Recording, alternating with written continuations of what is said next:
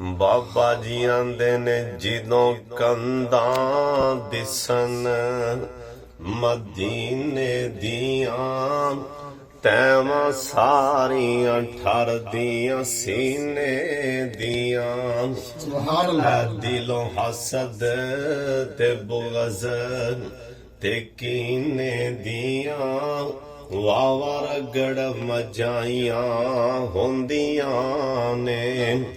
ਹਰ ਪਾਪੀ ਦਿਲ ਦੀਆਂ ਧੋ ਕੇ ਪਈਆਂ ਖੂਬ ਸਫਾਈਆਂ ਹੁੰਦੀਆਂ ਨੇ।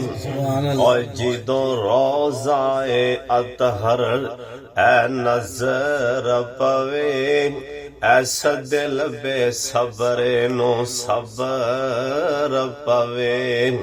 ਐ ਬੇਨੂਰ ਅੱਖਾਂ ਨੂੰ ਨਜ਼ਰ ਪਵੇ ਯਕਦਮ ਰੋਸ਼ਨਾਈਆਂ ਹੁੰਦੀਆਂ ਨੇ।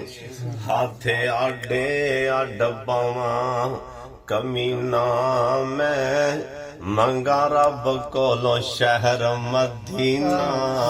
ਸੁਭਾਨ ਅੱਲਾਹ। ਲਓ ਚਲਿਏ ਜੋ